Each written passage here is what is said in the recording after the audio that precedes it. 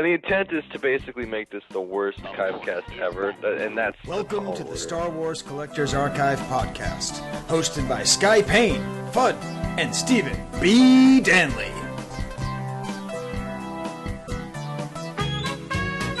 Just sit right back and you'll hear a tale of a fateful pod, with Ron Salvatore at the helm of the SWCA Cast. Listen as we check in with many different folks. In the cozy COVID confinement, let's all raise a toast. With Jonathan Robinson and McElwain too. Justin Haynie and his wife, a Lemkuhl bro. The Crimelord and Iain Sanderson here on Crimelord podcast. Also Yeuhuda and Gus. Hey, Misho. Might be someone else I'm forgetting.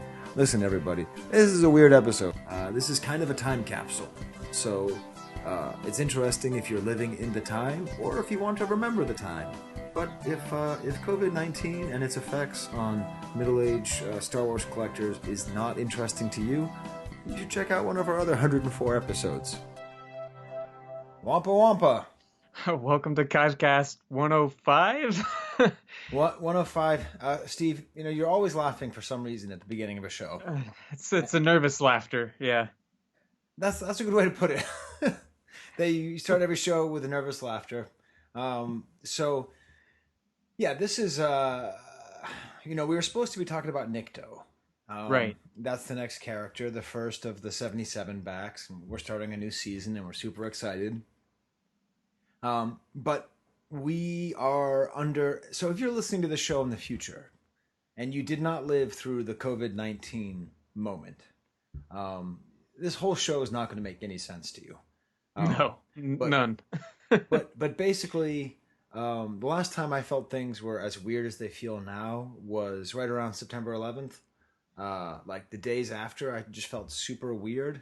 And but that's the way I feel all the time. So I just kind of got inured to it. And things are just kind of weird. And so we're recording a podcast.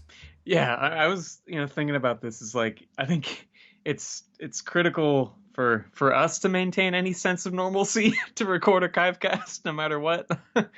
Yeah. And I mean, I don't know if did you have a chance to listen to the last episode, Steve? I did. Yeah, it was great. That was awesome to hear from everybody, and all the parental advice was well received as well. Yes, and so since the last episode that Steve recorded, you had a baby. So Yep. But this is the thing about COVID-19, Steve. Not only did it upstaged your baby. Not only did it make the baseball season not happen, and I barely even noticed it. Yeah. But Tom Brady left the Patriots, and it was like the fourth most interesting thing that happened that day. Seriously, the biggest force in sort of my sports life, New England, yeah, the scene, yeah. It'd be like if Kanye died, and I was just sort of like, yeah, well, whatever. Well, what's going on with the virus? Oh, yeah, no, there's been, different things, different markers to distinguish the weirdness that we're experiencing. So that's definitely one of them. But we're not going to talk much. So Ron R.A. Salvatore sent us an email saying, hey, let's just do a podcast where we just call a bunch of people. And I don't know what this is going to be, Steve. Yeah. It's going to be very Gargan Largan. Yes. It might be bad. It might be good. I'm not really quite sure how we're going to structure it. So we're just going to call Ron and then just sort of see what happens. Yeah, I think that's the best we can do. Yeah.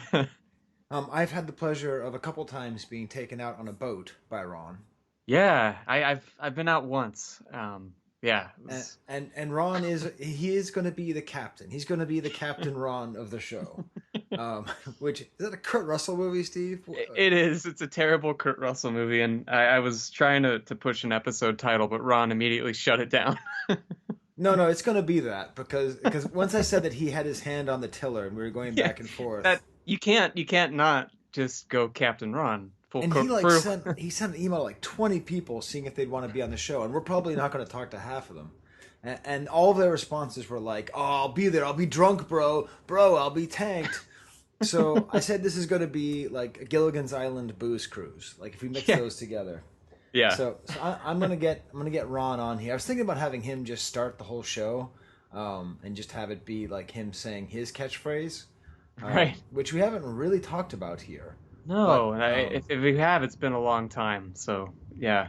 So Wampa Wampa originally came from the Kenner commercials, and it used to be that Ron's signature on Rebel Scum was another word that was used in Kenner advertising.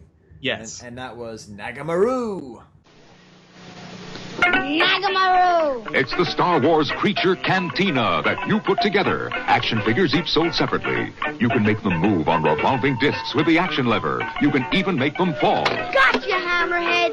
Got him. I told you not to follow me, Greedo. You owe us money, Han Solo. You're not gonna collect this time. Wow, what a weird place. Kenner's new Star So Wars we need creature to Cantina. really Action push, figures sold separately. We really need to push that as his catchphrase. So I'm I going think to so. add Ron to this call. Let's see. Oh, Hey, hey. Ron, what's up? Hey, what's up? So we're actually recording, and I am metaphorically stepping away from the till, and you can be our guide, Ron. I'm just going to put my hands up behind my head and say, where are we going, Ron? I don't know why you think this is a good idea. That's what you want to hear from your captain. Yeah, no, I'm probably not a good captain. But, yeah, I thought it would be fun to just get together and call a few friends, like one at a time here, and just see what they're up to in this quarantine phase that we're going through. Now, are we going to be structuring it around collecting in any way, or what are we going to be doing? I don't know. I think it could be. I mean, I think it's more or less like, hey, how you doing? And whatever, see where it goes. I don't think it necessarily has to be complicated, but we know most of these people, so you probably have something to talk about, I would imagine. And I guess it would be collecting related to in some sense. What do you think, Steve? Are people going to want to hear just a bunch of randos talking about their COVID experience? You know what? Maybe. I think, yeah, and for like short-term mental health, it's probably good, and for long-term history, it'll be interesting. Yeah, maybe. I know one thing. They closed down my gym. So, I mean, Ron has like a whole Gold's Gym in his basement, so he's all set. Not true in the least. But, my mom is depressed that they closed down her gym. Yeah, I'm like in full atrophy. I look like Popeye before the spinach. It like droops down like that. It's terrible. Well, yeah, it's been an interesting time. But I kind of look at this as, like in the Poe story, The Mask of the Red Death, where they lock everybody into a chateau or a mansion or whatever that was, and they just slowly party till they die. Which is kind of like the Podmasque of the Red Death is what I like. That's what I'm thinking of it as. It's a good. So hopefully none of us die before the end of the podcast. That would be good. Yeah. That says a lot about our show, Ron, that we bring you on just to be like, when I'm not snobby and intellectual enough, when I'm just making Gilligan's Island's reference, you come in with the Edgar Allan Poe. But see, it makes total sense, though. I mean, I don't know if you guys knew this, but Tessa restored Mask of the Red Death last year. The Roger Corman one? Yeah, the Roger Corman. Oh, cool. Yeah, she used the British and U.S. crazy censored version and pretty much brought back all the stuff that was cut out. So it should be out at some point. Heavily influenced by Ingmar Bergman, oddly enough. Yes. Yeah. One of Corman's favorite filmmakers. Okay, now here's a couple weird things. So Kenny Rogers died today, and we previously mentioned Kurt Russell. Is Kurt Russell the Kenny Rogers of acting?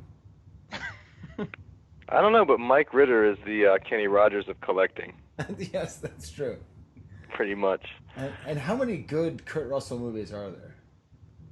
Oh, he's been in a lot, man. Yeah. I even watched the 1980 ice hockey movie Miracle the other day, and he's really good in that. So he's pretty dependable in general. All right, but that's not what we're doing, Ron. So we're calling people. You see, Steve, I can't actually take my hand off the till. I can't do it. You've taken Ron's eye patch.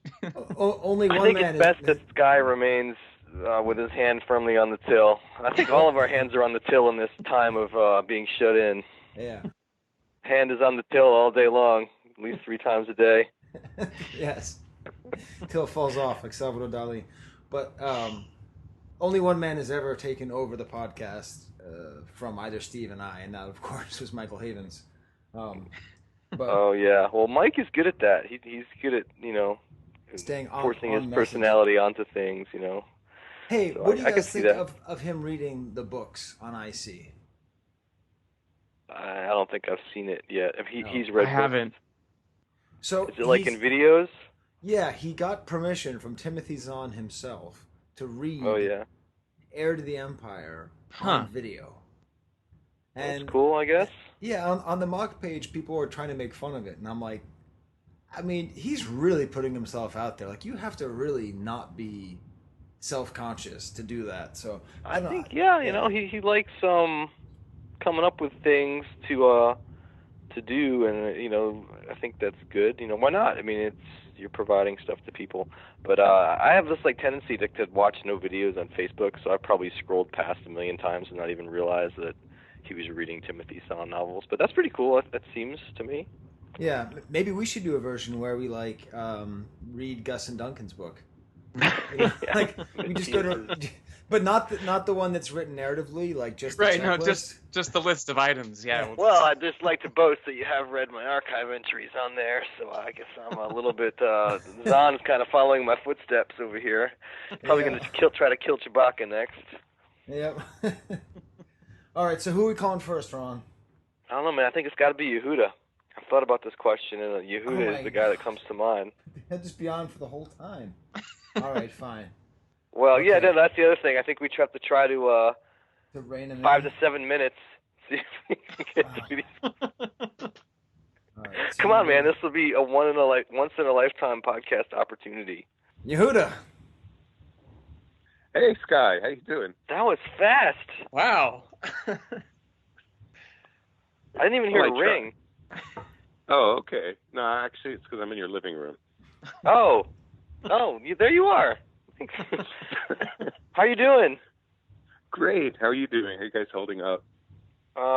Just barely. I look like a caveman. Not that I don't normally, but I just kind of been hanging out here. I don't know if you guys know, but I was at an NCAA championship when this thing came down, and I had to round everyone up and get on a plane and get home. Huh. Really? Through all the madness, Oh, wow. which was a little bit nutty. But so since then, I've just been hunkered down. But what about you, my man? Are you working or what? Yeah, back and forth to the hospital and to the office. And I hate that word hunkered. I can't hear that anymore. It's a word that's been terribly overused. I think we're done with it. You hunker down, it's like every third sentence on every news channel. Everybody's I don't think hunkering. I've heard it yet. Mental note: Hunker? don't use hunker. Hunker, it's terrible. It's well, you're a hunker burning love, Yeuhuda. That's what I hear.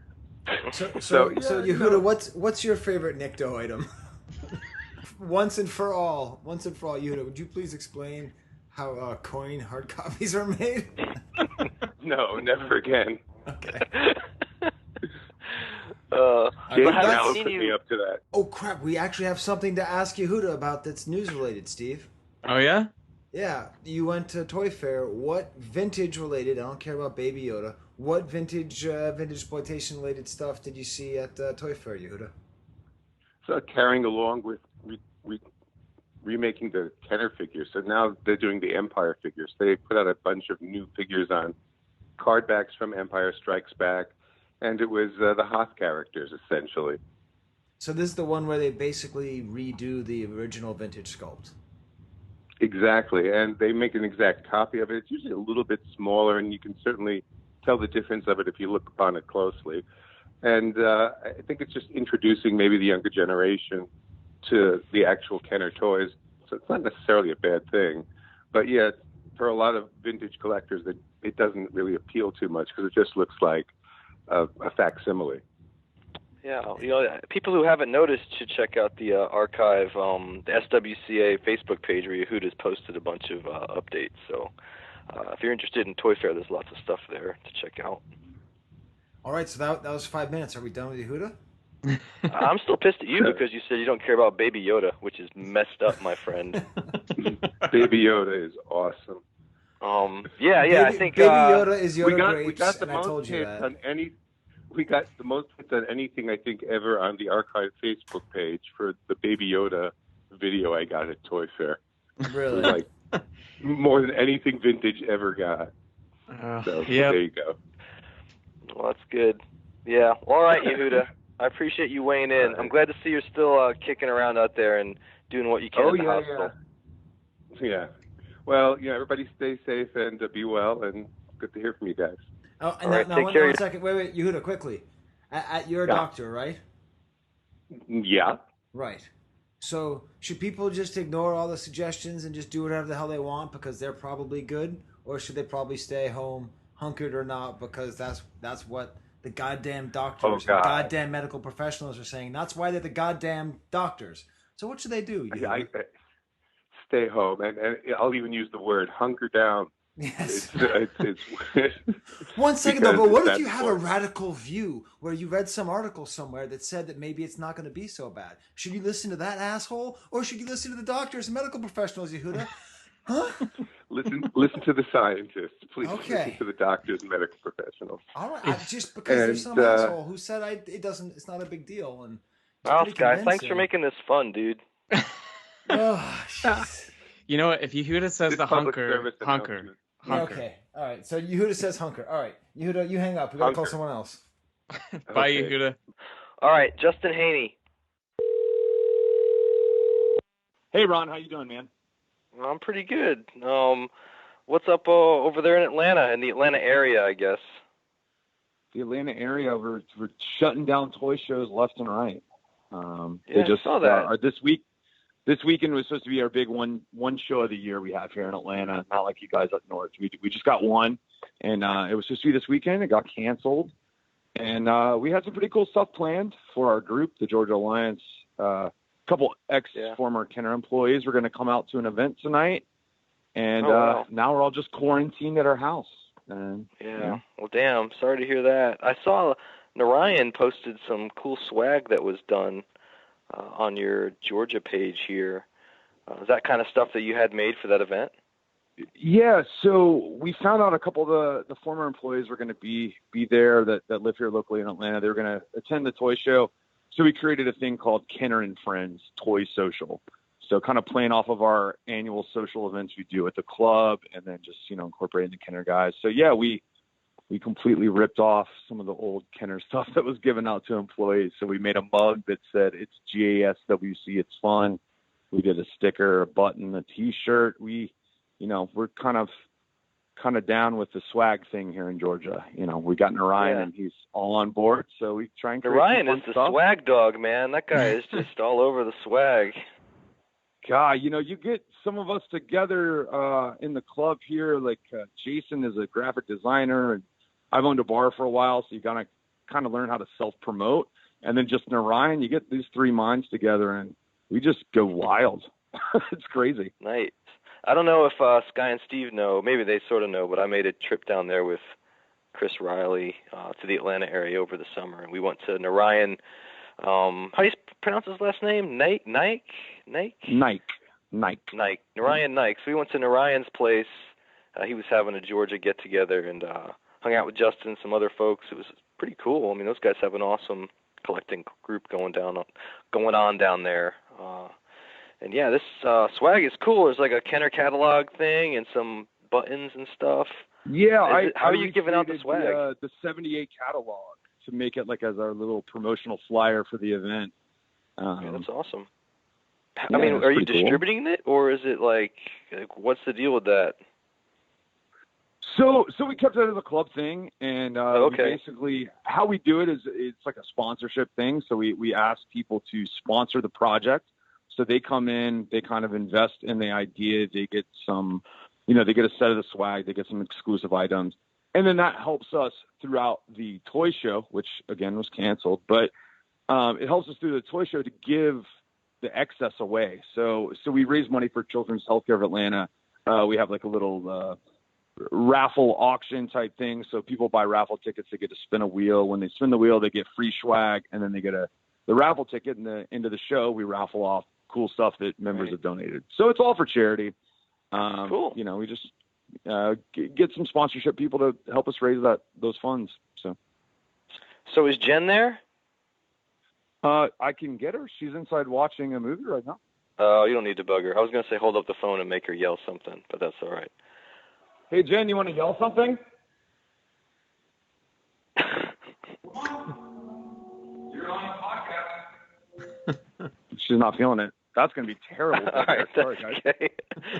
Well, all right, man. That was great. We're kind of limited on time here, but I appreciate you checking in and telling us about the swag and all this other stuff. I hope you're doing all right. Yeah, I hope that's what you guys were looking for. Yeah, Steve, Skye, Ron, a pleasure. Well, thank you for having me on. When the world gets back to normal, we'll talk about the Emperor, how great he is. Yes. But until then, we're just going to do whatever the hell this is. So I think that's a perfect plan. I love it. Yes. And we'll see if I can. So I think you need to hang up, and then I have to try to call somebody else. So I don't know how to do that. So all right. Well, cheers, guys. Thank you very much for having me on. Thanks, Justin. All right, Justin. Take it easy, and also take it easy, Jen. All right. Cheers. Roger! All right. Yeah, I don't know what happened there. I might hang up on you again. I asked while I was dialing, like, have I met Justin? I've met Justin like 50 times. I don't know why I didn't know that. Oh, sorry. You know what I think it is? I think I met Justin and Trent at the same time. And I'm sorry, Justin and who? And Trent Bailey. Oh, yeah. And I think they're a little bit confusing in some way, even though they shouldn't be. But yeah, I kind of get you on that. So it's that kind of thing. Like, I don't think that they look alike, talk alike, or anything. But part of it's, I think, because Trent's always got Corey, and then Justin's got Jen, and they're both vaguely from the South if you're not from the South, and then it starts to get all blurred in your mind, and you're like, oh, okay. But, yeah, aside from that... The same way that you and I are from the same area, Ron. Yeah. Well, everyone confuses me with Tracy Hamilton. That's like a new thing. Oh, yeah, that's true. All right. So I was thinking maybe Amy Sjoberg next. Hi, Amy. Hi. You're on the Chive Cast. Oh, hello. She doesn't sound very excited by this, guys. How are you doing? I am relaxed because I started drinking about an hour ago. So. Oh, okay. And it is, 3 hours earlier there, so jeez. All right, you're really quarantined. The sun is still up. Yeah. Gotta do something when you're stuck at home. All right, I'm not going to hold it against you. I'm drinking bourbon, by the way. I don't know if you guys are partaking. Steve's a dad now, so he's probably not drinking anything. That's not true. Which actually supposedly kills coronavirus. Well, it's funny because, you know, I don't drink much except when I'm around my Star Wars friends, and, you know, Ron was sending out these messages, and everyone's just like, I'm going to be tanked, bro. And so so I did actually go and I found some of the cognac that I think we got together in South Carolina at Hooch's. So I am that's having a long time ago, man. Yeah, I really ice too, not ice. Yeah, jeez. Yeah. This I like when I hang around my Star Wars friends, I drink a lot, and when I hang around by myself, I drink not. But this was a special occasion. Yeah. So those who don't know, like me, Skye, and Matthias went to some liquor store right by Todd Chamberlain's old place, and it was an interesting experience. But we bought plenty of booze, and I'm actually shocked that you still have that. Well, the funny thing was that the girls that worked there, like, were very taken, especially by Matthias with his exotic accent. And so we were telling them that we were going to a party, and they were sort of like hinting, trying to get us to invite them to go to the party. But it was like, first of all, none of us are single. Second of all, you really don't want to go to Todd Chamberlain's for a Star Wars party. That would be a story to end all stories. The time these guys invited me to this nerd fest at Todd Chamberlain's house.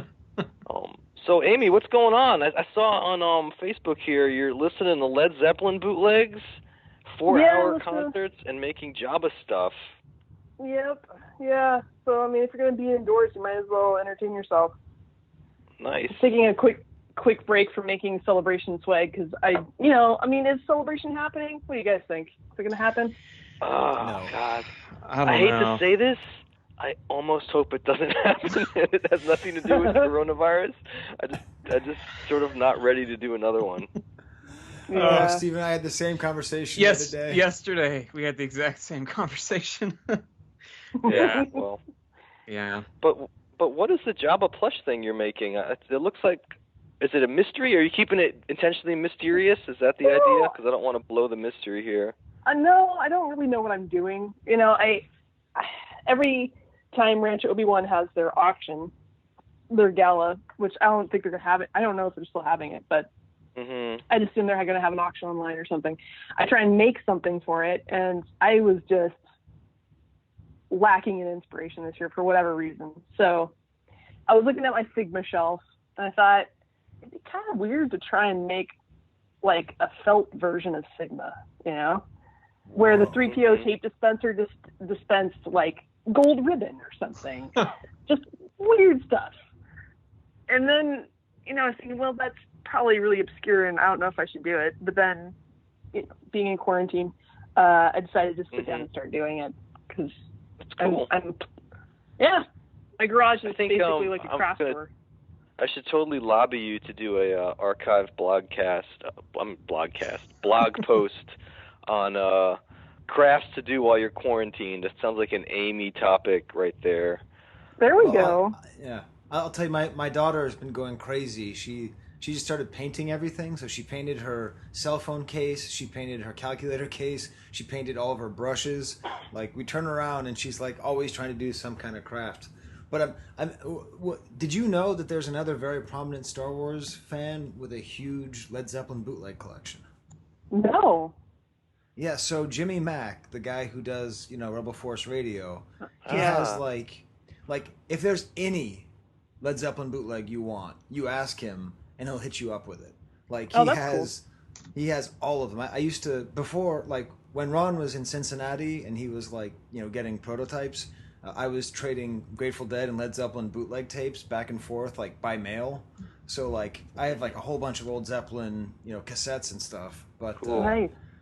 That's yeah, cool. that was like a cool pre-internet collecting thing. Yeah, Amy, why is Deus Ex Machina? What makes that a great Zeppelin bootleg? What about that is notable? A lot of collectors like it because it's one of the clearest recordings from 75, their 75 tour.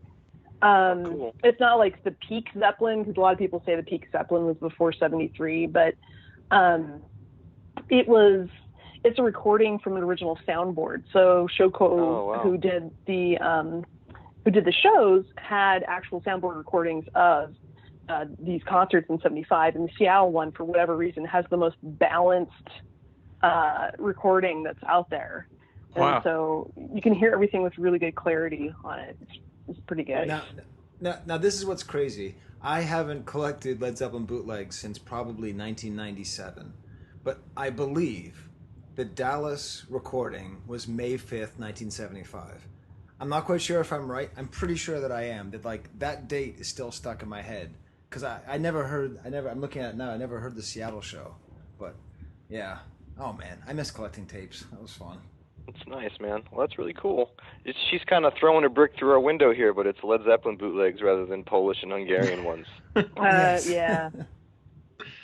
Well, it's pretty awesome though that we have these concerts, you know, saved that's cool. because fans out there wanted to record them when they happen. So by and large, most of them are that. You gotta appreciate the people who, you know, took all the time to do all that stuff back then to preserve that stuff. Just like we appreciate collectors for saving Star Wars toys. Exactly. All right. Well, I think we're on a time limit here, so we probably need to move on to the next person. But I hope you're doing all right and taking care of yourself out there in Seattle. Yeah. Take care of yourselves out there.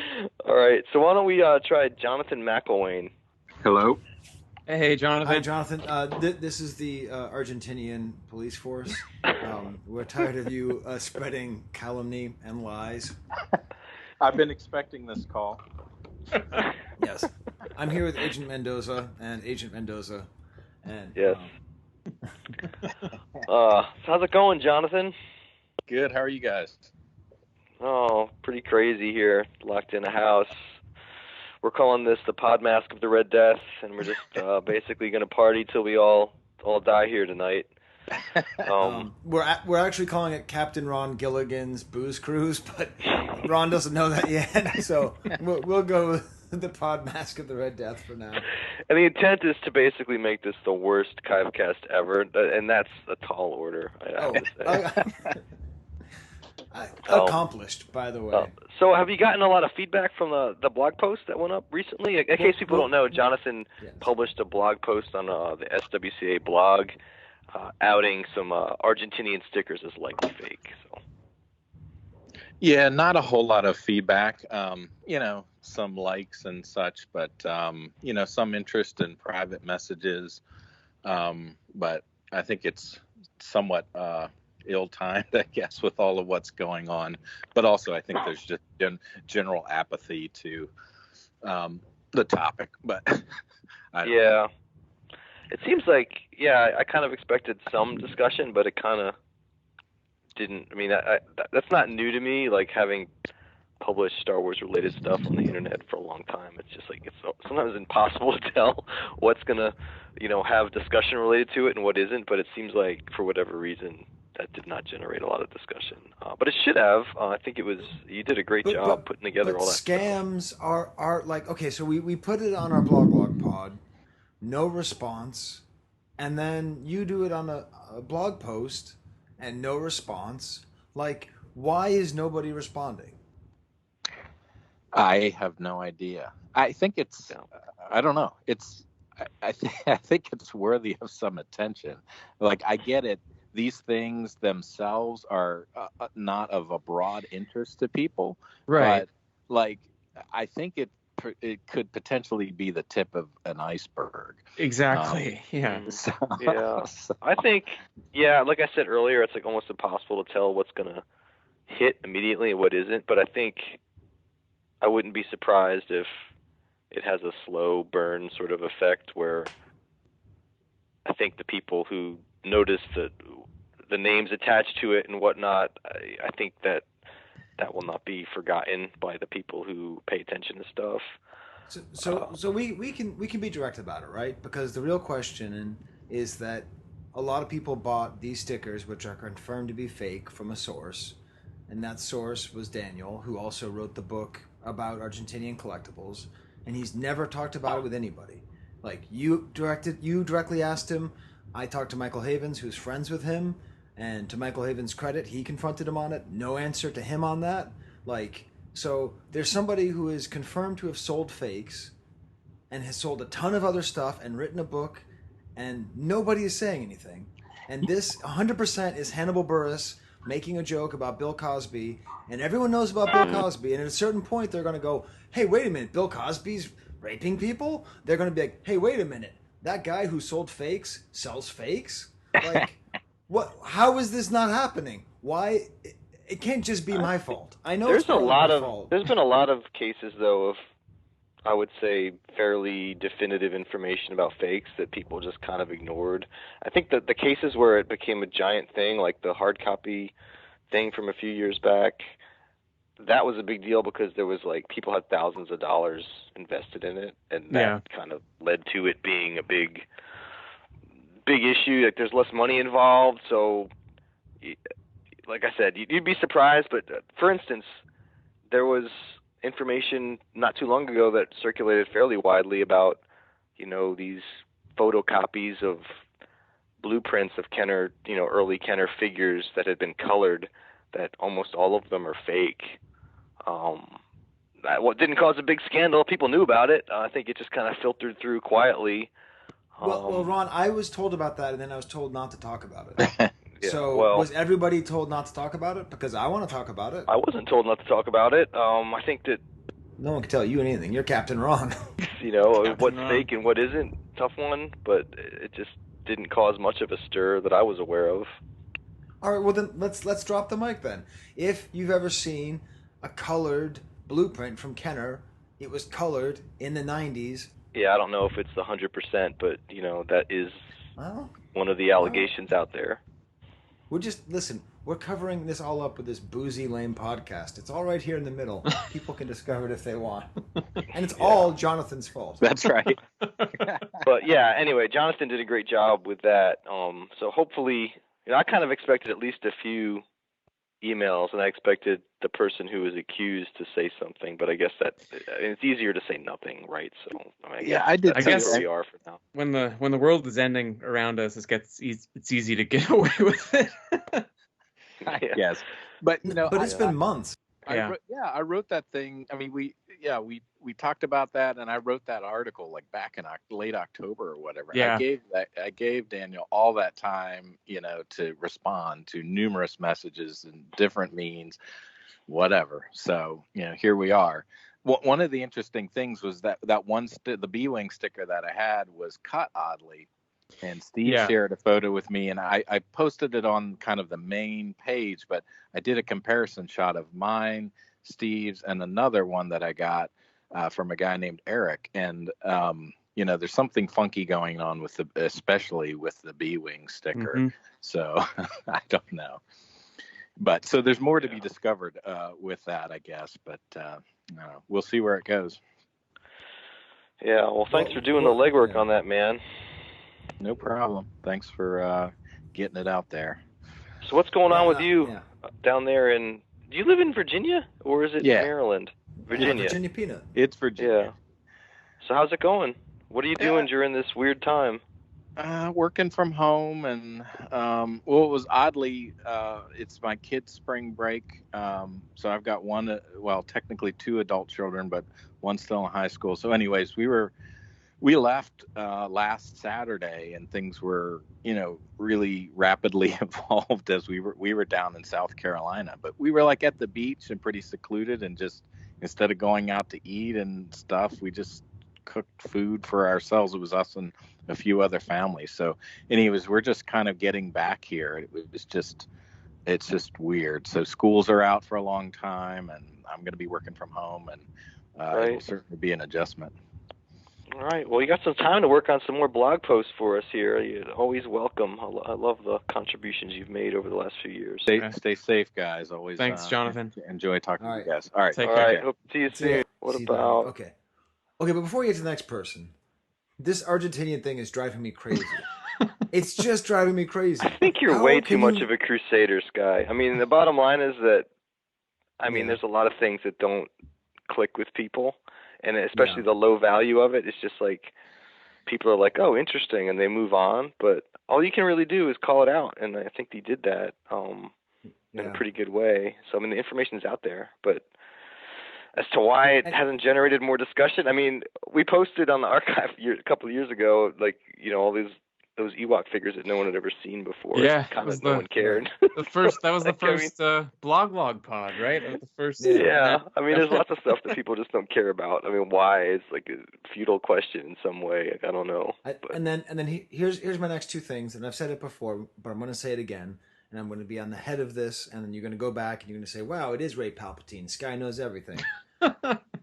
A lot of the échantillon gratuit, the free sticker Meccano bagged figures that have been sold in the last 5 years, a lot of those have to be fake, and then a lot of the Yuppies that are being sold right now have to be fake. I'm just saying it. Yeah. I don't know about the Yuppies, but those stickered bagged figures have always. I don't know anything specific, but I've always been a little bit suspicious of that. I'm just saying, Yeuhuda makes an article, and then all of a sudden, Yuppies start flying out of people's buttholes. Like, are something's they? going on here. Yeah, they're everywhere. And I'm not making any specific accusation. I'm just saying, don't buy Yuppies right now. I wouldn't. I did. Crap, I did. Well, that's a good thing to keep in mind, man. I think that's pretty valid. Give me some. All right. What about Sean Lemkuhl? All right. Sounds good.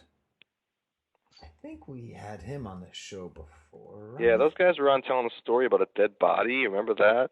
Yeah, that's right. Man, my memory is so bad with this show.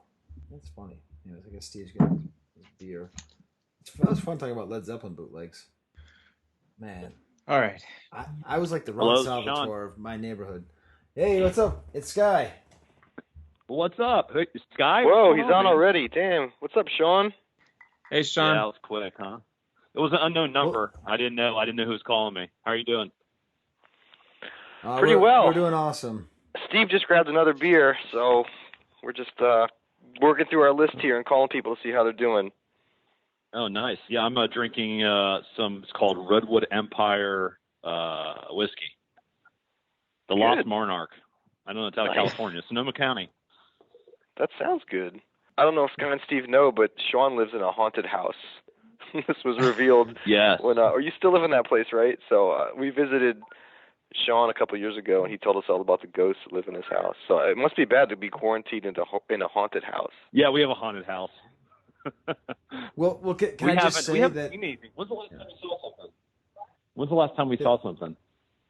A ghost. My wife's in the background. Okay. Oh, yeah, Google just started talking to us the other day, but I don't think that was a ghost. I think that was just the... Yeah, it said like see, it was weird. Their dog's name is Siri, so it's not that weird. No, we've got this Google little puck, and we talk to it every once in a while. And it's never said anything to us, but the other day we were just sitting in here, and we were like going to bed, and it was like, see ya. It's just out of nowhere. So that was pretty creepy. Yeah, that sounds super creepy. But so what's it like in Cincinnati? How's the general tenor in this weird time that we're going through? I went through a drive today, and it was odd. There were deer everywhere. I mean, every once in a while we see deer, but I went for a drive 2 separate times, and both times I saw between 5 to 10 deer just running around. There's no cars on the street. It's just weird. It's so odd to be stuck in your house. I mean, if you had told me when I was probably 10 years younger before I got married and had kids that I'd be stuck in my house for like a month, I would have hugged and kissed you and said, "You just made my day." And now I'm like, this is hell. Get me out of here. But if you leave, the deer are going to bite you or something. You get Lyme disease or something. So it's either you stay and die of coronavirus, or you go outside and die of Lyme disease. No, throw a harness on there and ride it around. It'd be amazing. Yeah. Well, how's your brother doing? All right? Yeah.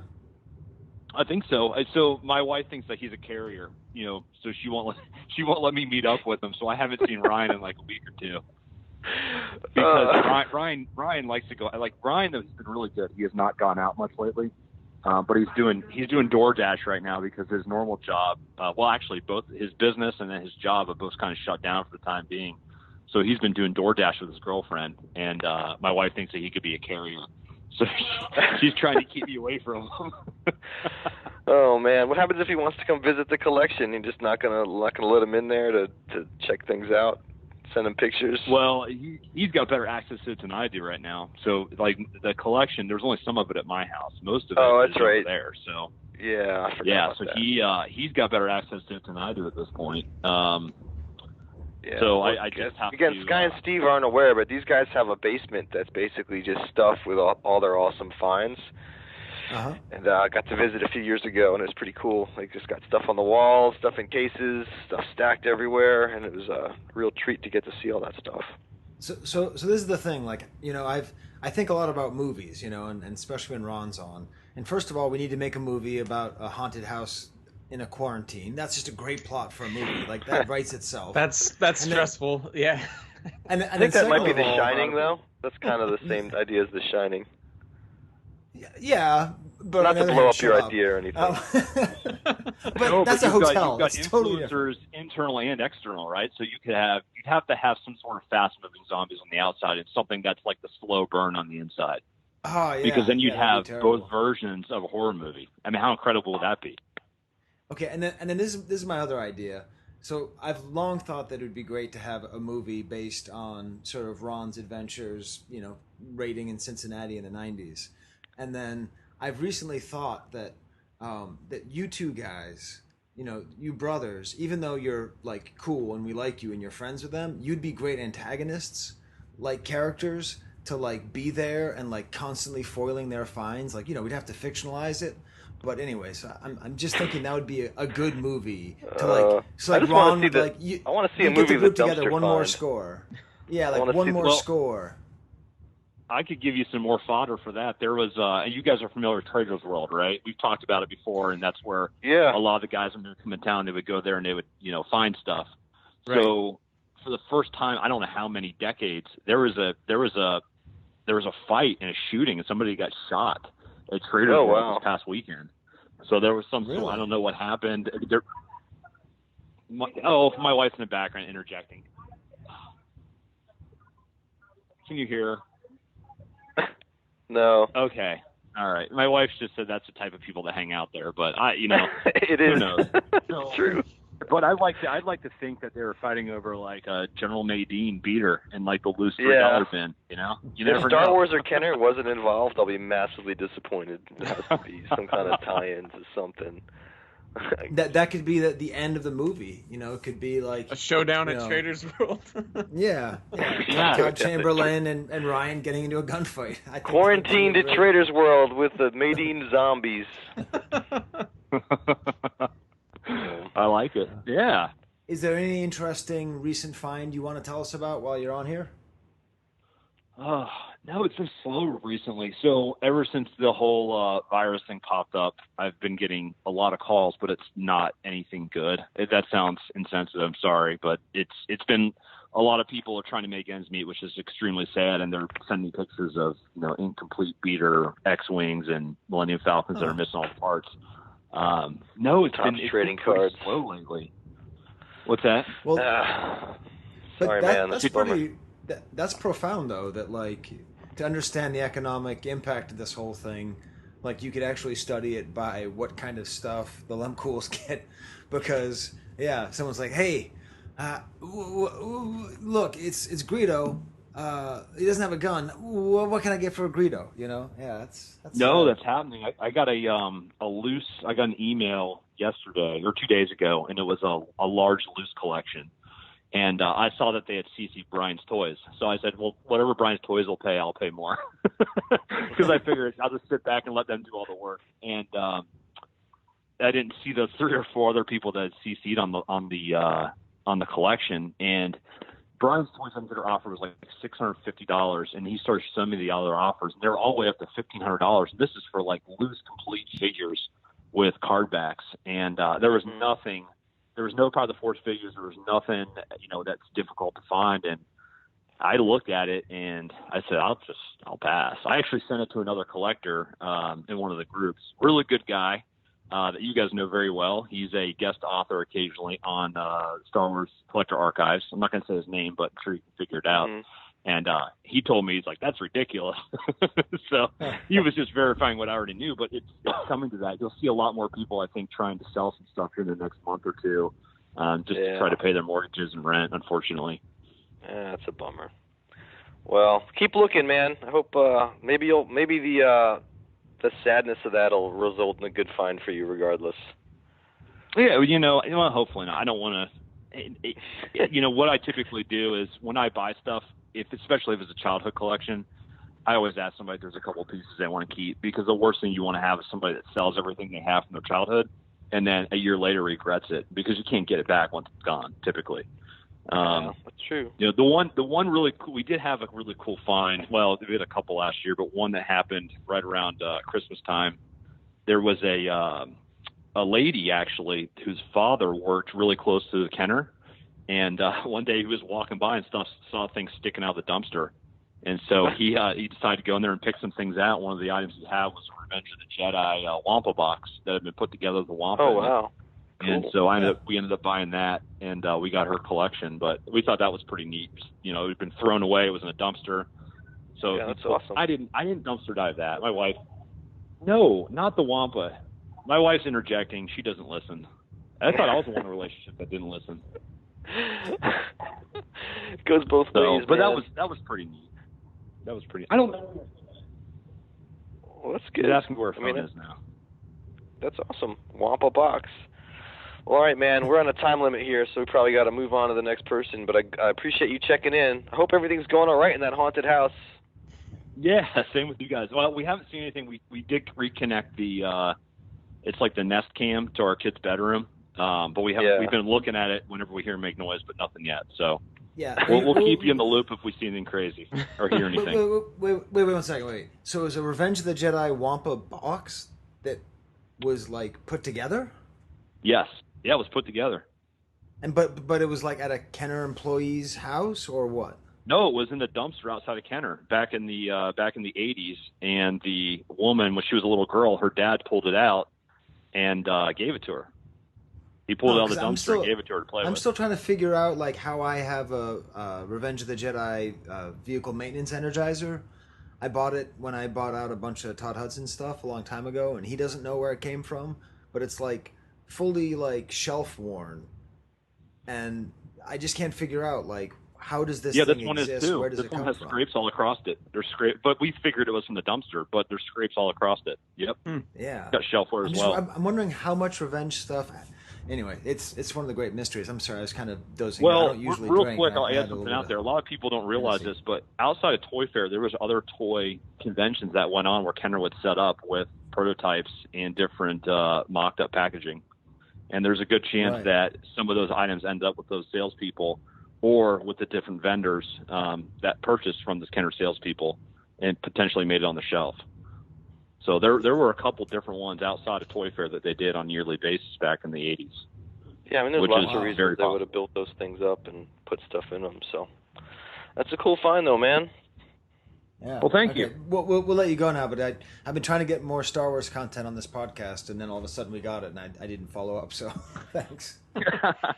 You're good. Call me anytime if you guys want to chat. All right. Thanks, John. Good. All right, man. Thanks for being on. Say hi to Ryan. Definitely. Have a good one. Stay safe. I will. Bye-bye. You want to try calling Chris Reihle and see if he's... Yes, because I actually have to ask him a question about woodworking. Hello, it's Chris. That is Chris. Excellent. So, Chris. What's up? How hard are you Ron. praying that Celebration is canceled? I was praying pretty hard at the turn of the year, but my prayers have, I don't know what to say, my prayers are getting answered, but I'm not praying as hard now. I'm just going to let nature take its course, so. Every time I've spoken to Chris over the last couple of months, it's been pretty frequently, we're always like, wouldn't it be awesome if Celebration was canceled? not because of coronavirus, but just because we don't need another celebration in 2020, I don't think. But. Yeah, just starting to get, just a little, could use a little break, finances could use a break. And, I think we're going to start, losing some luster in it, and whatever, you know what I mean? Talk to you guys. So, Steve, how much work has Steve and Skye put into the archive party at this point? Well, the good thing is, like, if it does get canceled, we can just hold on to it and wait, which is totally what I think Skye and I are hoping for too. Yeah, I mean, the main reason that I want Archive to be canceled, the celebration to be canceled, is like we're not usually where we are. We're usually further ahead in the planning. Yeah. But then it's nice because the venue that we're trying to get was so slow that we never signed on the dotted line. And so now we're adding a thing into the contract that's like, if they cancel Celebration, you give us back our money. Unfortunately, we have Brian Angel on our side, and he's the guy you want on your side. He's a good enforcer. So we're gonna see. Yeah, but we'll see how it plays out. Yeah. Well, it is good. So you guys have some boots on the ground over there. That's good. Yeah. And it sucks because I'm sort of getting excited. I mean, I am actually getting excited. Like, we've been talking about the card backs and the plans, but then if they actually do cancel it, my kids are going to go this year, so I actually want it to happen. I don't know. Yeah, it's a weird thing. Yeah, but Chris and I have been trying to plan this Empire State Annual, and that's gotten all screwed up here too. So. Yeah. I don't know if you saw the pictures, but Chris drove all the way up there. Chris drove all the way up there to Syracuse to haggle with the guy who we were renting the room from, and Stephanie, his wife, was sending me pictures of the in-progress haggling. It was pretty entertaining. It was a good shot. You don't want to be on the opposite side of a haggle argument with Chris Reihle. Let me just tell you. But like you guys, we've signed on the dotted line, but we do have some flexibility on, let's say, like with giving the place a deposit on the food right now hasn't been given. So we're kind of in the same position right now where like we have the place locked down, but like they don't have anything else going on, but we're we didn't give in all the money that we needed to just as yet. We got fines up there, so I don't know if this is just conversation or being recorded, but I've been asking fines. Go pay the deposit already. Planning an event, people don't realize, or maybe they sort of do realize, they just don't think about it that much. All the work that goes into planning something, man. It's like, whether it's archive party or the annual, it's just a lot of work. Yeah. But so if it gets postponed, we're looking at not being canceled. We're looking at it to be postponed. We'll still look at it later this year to do it, and everything will roll in. Just like if we have anything, you guys have anything made, like we're having stuff made, it's gonna just go into the next one. So it's gonna happen. Just who knows when. Yeah, if people don't know what we're talking about the archive party, which Steve and Skye kind of spearhead at Celebration, which is in Anaheim this year in August, and Chris and I are talking about the Empire State Star Wars Collecting Club Annual, which is supposed to take place in Syracuse this year. So, like Chris said, I guess if we don't do the annual in late June, we'll probably try to do it in the fall or something like that. So it's definitely not going away, just maybe getting postponed, like depending on what happens here. Yeah, exactly. And so, I think too, it's important for people to know that if they want to go to the annual, all they have to do is like ask. Yeah, just shoot me a message or Chris or anybody. Just let me know. As long as you're. It's ridiculously exclusive in the way that we don't run out and tell everybody about it, but anybody who hears about it and then asks about it is invited. Which I think it's is the open essence. to friends of the club, right? So as long as you know someone and you're not. If you're an unknown person, it might be a little bit weird. Like, okay, I've never heard of you, but. Yeah, if you're someone we know, just shoot me a message. Yeah, you're absolutely invited. You can, I'll add you to the page that we have for it. Yeah. It's the annual information is an announcement post on the main Empire State Club page for a while. It's open to anybody in the club and their friends and their family. So it's in no way exclusive. So. Totally. All right, buddy. Yeah. Well, I know you're still working, so make sure you're taking care of yourself. And you and I talk pretty frequently, so I'm sure we'll catch up soon. But we're gonna probably head on to the next person here. Let you get back to your creepy ass movie. All right. So that was an adventure, but we got everybody on the line. Yes, we did. So who next, man? You want to try Gus? You want to see what Gus is up to? Hey, Gus. Hey, Gus. Hey. So everybody. We maybe left a 3.5-minute message on your voicemail trying to figure out how to get a hold of you, so you can enjoy that. Okay, I was not running, and I saw this unknown person or unknown name or whatever come up on my cell phone. Like, what the hell is this? So I just ignored it, and then I realized, oh wait, this is the time they're going to call. So, how's it going? Good. Yeah, it's interesting being plague-infested city of Seattle right now. Locked into your Star Wars museum over there? That's right. Barricaded with vintage kind of... Just you, Pam, and the Death Star and the Stitch room and everything else. Nice. Yeah, well, thanks for coming on. It's funny because the sort of three epicenters in America are like Seattle and then New York and then this town that's like a couple towns over from me. Right near Rochester, so we're really hitting all the hot spots here. That's right. Well, are you currently jogging? Yeah, I just stopped for a second to talk, but yeah. Okay. I was trying to figure out if you were like currently running because I'm outside. Yeah. Yeah, that'd be a new Chive Cast. Now, I was going to. This is going to be the announcement, Gus, of the special Star Wars club that you and I are in that Ron and Steve are not. Oh, okay. Yeah. Yes. So if you are a vintage Star Wars collector and you collect Pokemon and you play Pokemon Go, we have a little enclave on Facebook where we get together and talk about our true passion, which of course is Pokemon Go, not Star Wars. So you got all the cool people over there. Yeah, it's an elite group. You got Jeff Carell. Yeah, and I'm on there too. Yeah. You got Mensinger. Mike Mensinger loves it, man. Yeah. Yeah. He's really into it. Yeah, some of these guys have multiple accounts. I mean, they play, they're playing a few accounts and trying to get several level 40 players going. But I'll tell you, it's way more efficient than Star Wars collecting in a quarantine, because like there's all these things you could do just by walking around outside, and you can't really do anything as a Star Wars collector besides just look at your stuff, right? Yeah.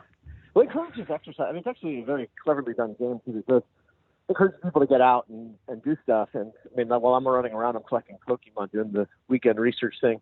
But yeah, so it's actually at least a constructive game. Like, it's actually doing something great, I think, for kids. And it's actually mostly adults that seem to play it, actually. But it gets them outside.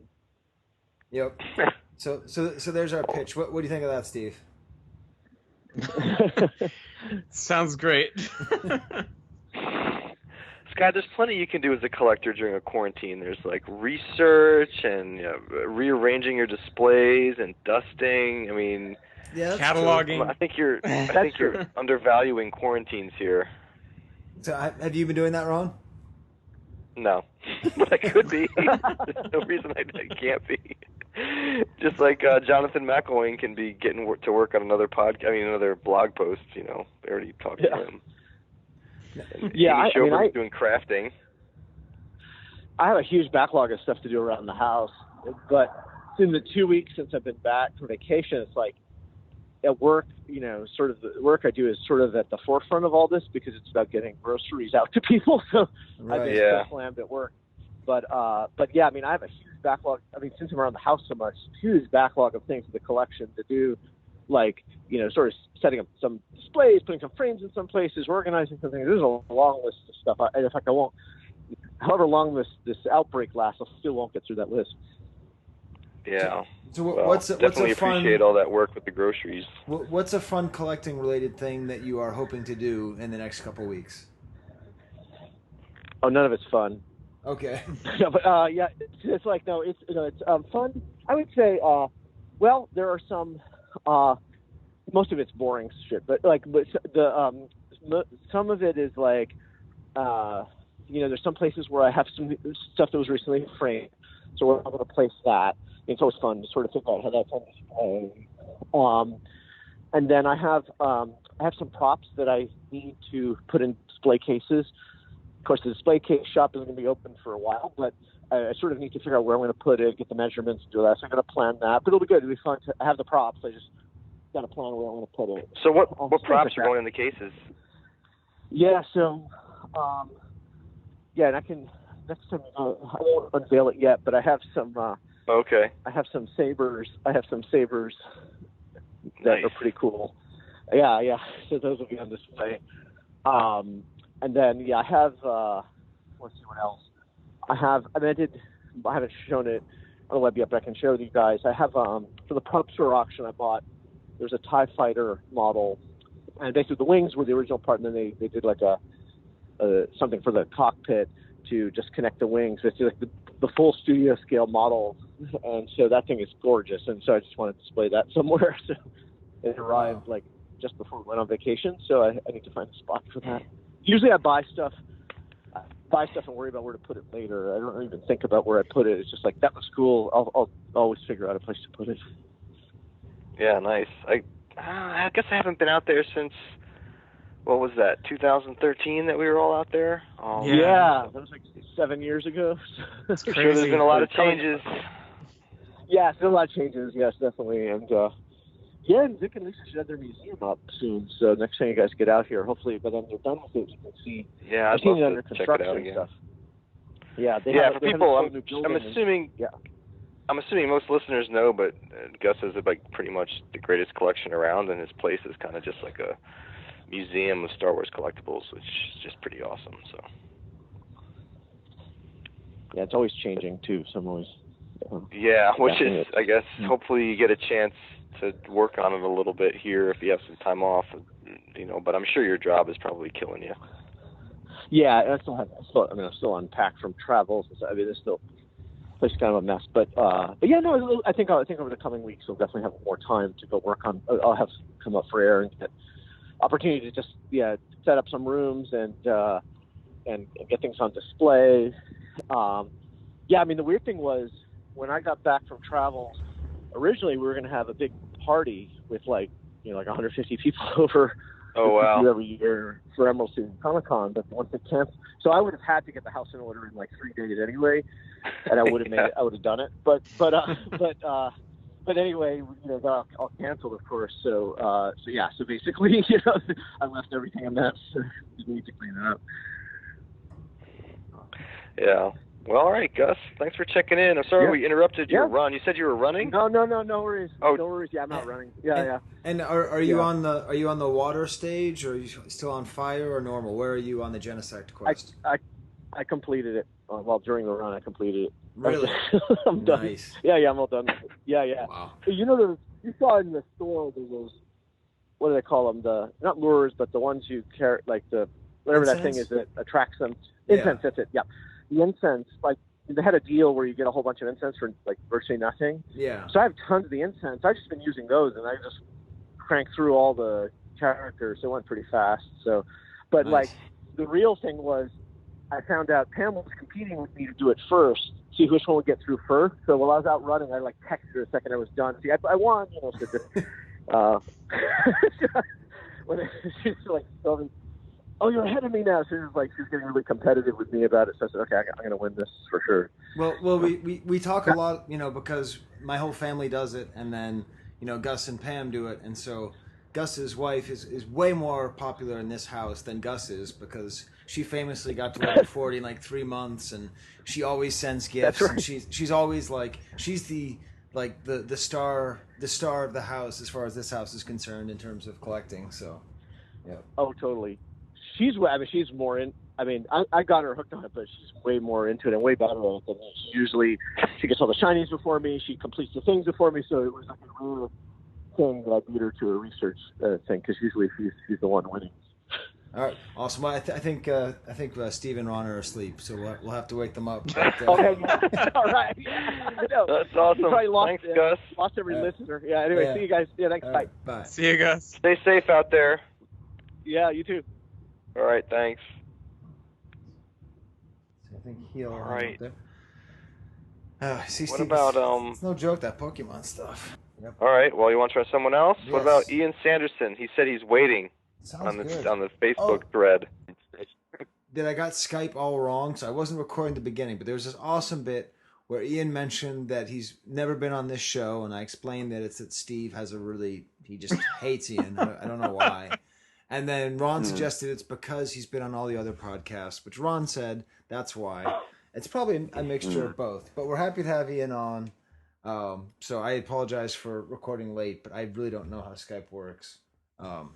So 10 years in. Yeah. Well, for those who don't know, Ian's got a pretty awesome business making custom, well, not custom, but acrylic cases for collectibles, right? So, how's how's the acrylic case business going here?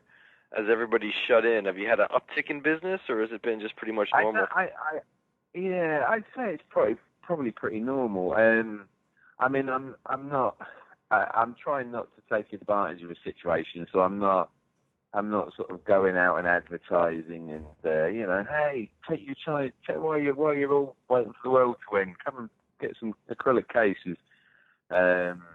So I'm open. I'm still. I do business on eBay and I do business on Facebook, and they've been steady away. And until they stop delivering, or until I'm told that we can't leave the house, then I'll keep doing so. So I'm curious, like, aside from like a standard action figure case, like, what is the most popular case that people buy? Well, it's just the carded figure case is by far and away outsell anything else. Mm-hmm. I sell loads of stands as well, figure stands. I say pretty much most of my sales out of a day are the standard figure cases and the stand. But I've tried to add lots more different. Right. So you mean like just the little round stands that they stand on, like a loose figure stand? Right, yeah. I bought a few of those from you. Hey, you have, yeah. Can we like the acrylic like market is crazy, right? Because like when I started 15 years ago, there was like either you got it graded, or you had to get it from Oscar in Mexico. And I like Oscar as a person, but I was too afraid of his status in the hobby to comment on the fact that like all of the customs he made for me were just totally wrong. And like they were like off by like 4 inches. Like he might have been reading metric. It was like Stonehenge Spinal Tap bad. But like I was afraid to say anything. And I remember one time Ron came over and I was like, "Hey, check out this acrylic case that Oscar made for my bop bag." And he's like, "I don't know, man. It looks pretty big." So I'm happy that there's a market now where people can compete to actually have stuff. And like basically all of his cases would destroy your figures when you put them in because he wouldn't like sand off the edges. So yeah, I've heard all of these stories, to be perfectly. I don't go around saying bad things about other people's cases because it's not the best way for me to be selling my own product if I'm pointing out flaws in others. But I have heard those. And I think, I mean, my arrival here was literally at the time when Oscar was sort of fading away. I mean, I know of him and I met him a couple of times at Celebration, but I believe he was sort of moving out of the business, and I arrived just as where there was a kind of gap in the market, really. Yeah. So, but our aim is obviously to make good quality cases, and that's what hopefully we're doing. So, I haven't had any the problems. stuff I got used is first rate.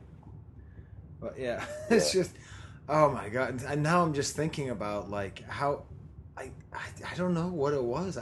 Because like the thing was that he was like the cool guy to get cases. Like if you were a buster, like some new guy, you'd go AFA. But if you wanted to like impress cool guys like Ron, you'd have to get Oscar cases instead.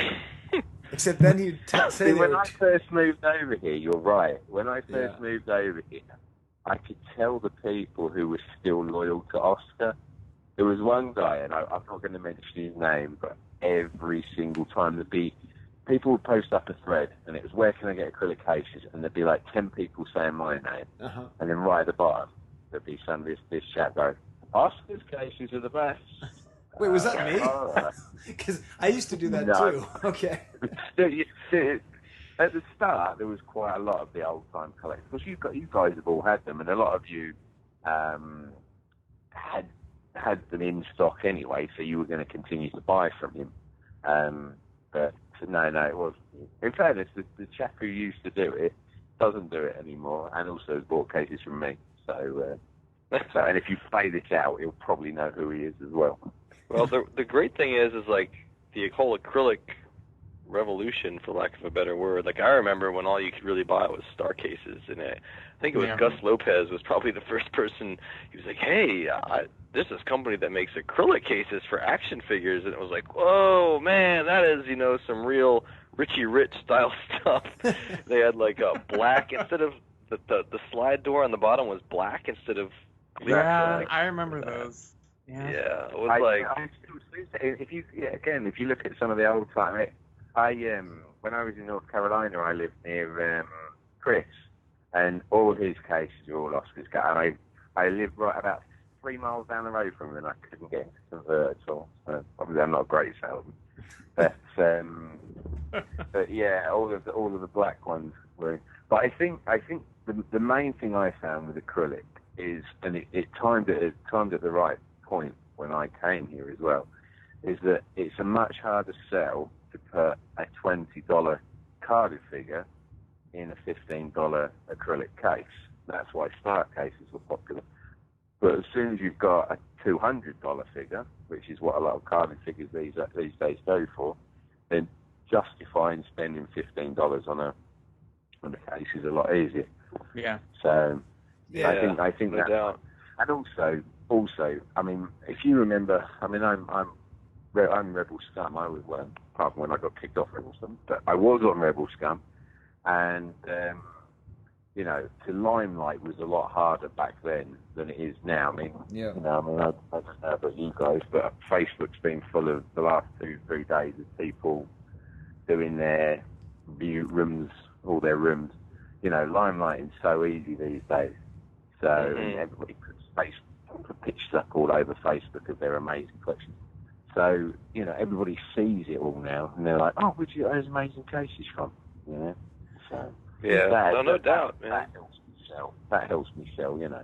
And it's funny because when I think about all the cases I bought from Oscar, first of all, like I used to buy acrylic cases for every Chewbacca that I got. So I would like go to Walmart and get a Wookiee Rage 2005 Revenge of the Sith Chewbacca, and then I'd instantly order a case from Oscar. So like you talk about like a it was like a $30 case because those were all custom like weird shapes, and then the figure is worth less than the $5 I just paid for it. And then he also made it for my photo art. Probably still only worth $5. Yeah, he made it for my photo art and my Crimelord, but it doesn't actually fit. Like the Crimelord doesn't fit, so it's actually outside and feels like it's curling at the edges. I should really address that. I think I should get some more acrylic so my stuff actually fits. Right, maybe we can help you out. Something to do. Yes, that's your homework, Skye. Yeah. I can't Your believe quarantine homework. Yeah, I can't believe I accepted this. All right, cool. Well, I think I actually know. Truly, I have a hard time figuring out how to have people who have businesses on without just sounding like an advertisement for them. And we've totally failed on this thing. So I think that's. I know. Well, I trust me. I had no intention of coming on and selling acrylic. That's Ron's fault. For me, my biggest problem is people know me now as it's the stand guy or the acrylic guy and things like that. So, and even we were talking about the annual a bit ago, weren't we? That was going to be my escapism for last year. You know, right. It was going to be my chance to go away for a weekend. Not sell any. I wasn't even going to bring cases with me. I wasn't going to bring anything with me. I wasn't going to talk about cases. I wasn't going to talk about stands. I just wanted to get back talking about Star Wars. Because the last couple of celebrations I've done, obviously I've done a couple of ICCs, they're no fun for me because I can't enjoy the Star Wars collecting. Yeah. Well, hopefully we'll have another Empire State thing that you can get to. Okay, so you have literally twos of people listening now. So what would you like people, Star Wars collectors, to come up and ask you not about acrylic cases? Like what's something where if you were able to make it up to the annual, what would you like people to talk to you about instead? Like what's your big passion outside of acrylic? I like to listen. I mean, Chris will tell you. And I don't think I outstayed my welcome there, but he made the mistake of inviting me to his house, and I was amazed. I was walking there. In the end, I think I went back there about 20 times, all invited, and you know, just so we could go around every single one of his cases. And then I've made the Cincinnati toy show a couple of times, and you know, seen some cracking, really, really amazing displays, and just I love the history of it all, and I love listening to Bill and Tracy's shows they do. I think are fantastic. You know, the guys who've been in the hobby, Mr. Ron, obviously, the guys who've been in the hobby for so long, they've just got some amazing stories about how it all started and how they used to go around collecting. And how they used to collect is a million times different to how we collect these days. You know? Okay, so then, things have changed for sure. So if you see Iain, don't ask him about acrylic cases. Just start telling him stories about something in your collection. Like, don't even just immediately start talking, and he'll listen to you. Just be like, I heard you on the best episode of the Chive Cast ever. And I know that you want me to talk about Star Wars stuff, not just about cases. Yes. Hey, listen, I talk about cases and acrylic stands and all sorts on a daily basis. So, you know, I can definitely do a few days or conversations without it. That's for sure. Awesome. Well, and the other thing I want to say, whenever I think of you living in Florida, I just think of the end of the British TV show The Office, how that's where the characters moved from, from Slough, and they moved to Florida. So I just kind of picture you there, and I picture you with like that whole kind of setup. Have you seen it? The last episode of The Office. Mm-hmm. Oh yeah, I love it. So that's kind of how I picture you. Just so you know, just if that helps you at all, that's like exactly how I picture your life, as being an exact copy of that. So there is some of that, definitely. I think I've definitely landed on my feet in terms of where we are, apart from hurricane season, obviously. Yeah. But no, I love Florida. We've really embraced the country. We've embraced the people here, and we won't be going anywhere. I'll have to work on my American accent. Thanks for being on, Ian. We're going to try to move on through some of these other folks, but hope you're taking care of yourself down there, you and your family. We'll survive. I'm sure we will do. So, lots of time with the family, which is not a bad thing in any time, really, is it? All right, man. Dave Brott said he's sitting by his phone waiting. So yeah, we're just calling some friends of the podcast here to kind of just spread the love and see what people are up to. Have you been doing any collecting related stuff while you've been shut in? Well, I've just been organizing my collection a little bit. Actually just recently finally finished my vintage run of loose figures. I know people talk card a lot on this show, but I picked up the pop-up lightsaber R2-D2 from Sean Lemkuhl here in town just a few weeks ago. Nice. We just spoke to all him. this hit the fan. Yeah, I saw that he was on the on the list. But yeah, it was really great. He came across a good collection and had posted about it, and I got in touch with him. It was the last figure I needed, and I went down there. He doesn't live far from me here in Cincinnati. And yeah, I ended up picking up from him, and he threw in the coin as well, which was great. I don't usually collect the coins, but now I have one, so that's gonna, I'm sure, become an obsession one of these days soon. Oh yeah. As well, you know how it goes. But are you trying to complete are you trying to complete like a loose set or something, or what was actually, what was the art? Basically what I've been doing for a while. I know a lot of the people on this show are cool and much more high dollar stuff, but for me, yeah, the loose set, I just did complete. The pop-up R2 was the last one I needed. That was the last one I got too, back in like 1995 when I was trying to complete my set. That was the last Before one I got. started. Yeah. Yep. And was that the That was first a hard thing one, you man. did, Ron? It seems like. Yeah. What's that? Was that the first thing you did too? Complete your loose set? Yeah, absolutely. I tried to complete my loose set. That and the Topps trading cards. But yeah, the loose set was the first thing. Wait, Steve, did you do that too? I did the loose set, yeah, but it took a long time. It was my brother and I, yeah. Oh, I've never cared about that. I've never even thought about doing I've always remembered you saying how little you cared about your completing a loose set. Yeah. That's oh man, weird. I was like, to me that's just the bread and butter. I you know what I mean? I get all the other stuff, but the toys I actually played with, that's what I want, you know? Yeah, I pulled out my figures. Yeah, I was like 19 or whatever, and I pulled out my figures, and I was like, I still need these. And then I think I went to a trading card show, and there was people selling loose figures, and then that just got me started with looking for the ones I needed. And I got that R2 last. I don't remember where I got it, but I got it, and that was the last one I needed. I wish I'd been doing that back then. And then for all the vintage snobs, this will make you guys upset to hear, but I set up my barge. I got the barge last year, and I put my pop-up R2 right on top of it, right where he should be. So I've currently got a vintage pop-up R2-D2 lightsaber on top of my modern HasLab barge. So it's a juxtaposition of two worlds. Oh, I think that works. I like it. Yeah. Yeah. But seriously, in all seriousness, we like that figure because it's like a little bit rare, but it is just kind of a piece of junk.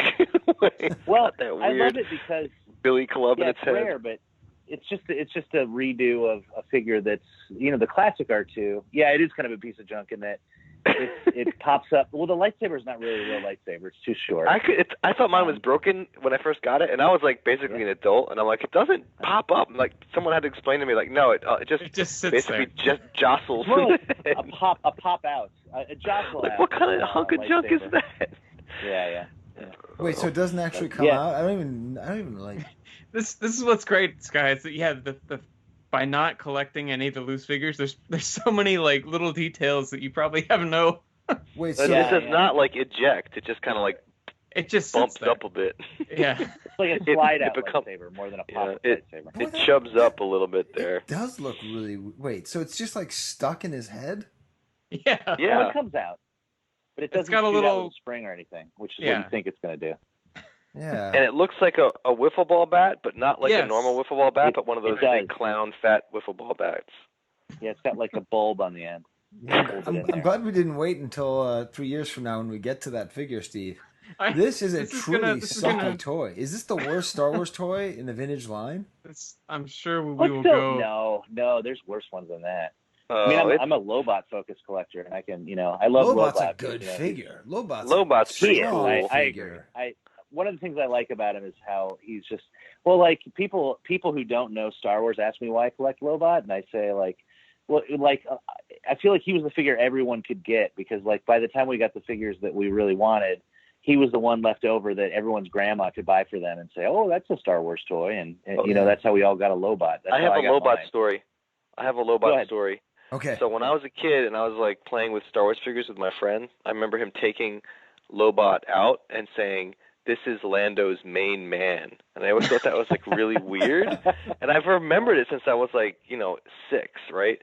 And it wasn't until years later that I realized that one of the Empire Strikes Back Topps cards, it says Lando's main man. It's like the title on the card, and I'm sure that's where he got it, and I never realized it until later. That's hilarious. I need to get that card. I'm pretty sure it says that. Someone's going to be like, no, it doesn't actually say that, but it's something like that. And as soon as I saw it, I'm like, that's where he got that that phrase, which was just a bizarre thing for someone to say. Yeah. Now, I'm trying to figure out what's the history of the term main man. Because I always associate that as being sort of like a almost a 70s expression only associated with African Americans. Like a little bit. Hey, my main man. You're my main man. So I wonder if that was like Gary Girani, who was on our podcast once, being like not racist, but sort of like, if it was like I do. If it was like Lando's homeboy, you'd be like, whoa, come on now. I wonder, is main man or does it go before that? Well, I Googled it. There's a card that says Lobot's aide, Lando's aide, Lobot. So now I'm wondering if my story is complete BS, but I thought I could remember seeing a card and being like, "That's where that kid got that weird phrase." Well, that'll but be he did say that.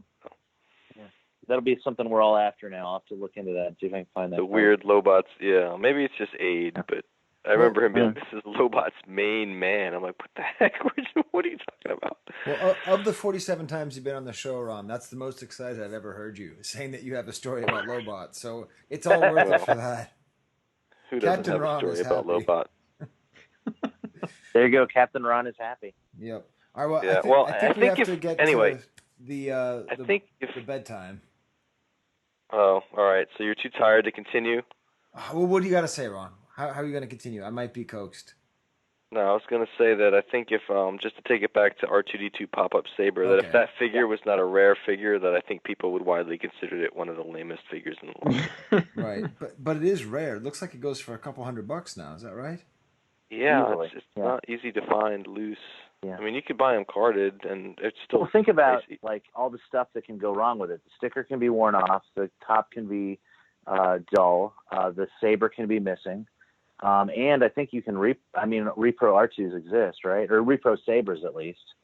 There's just so many things that, if you have like a Chewbacca, the paint could wear off, but that's about it. Like with the R2-D2, you can lose the sticker, you can lose the saber. So I think that's all got to be part of it. Plus it was last 17, all that stuff. But I don't think it's the lamest. It's still R2-D2. I mean, it's better than like Bespin Guard. I guess I like the Bespin Guard, but R2-D2 for me was exciting always as a kid. I would always like to have an R2 over a lot of other things. Yeah. That's a cool figure. Yeah.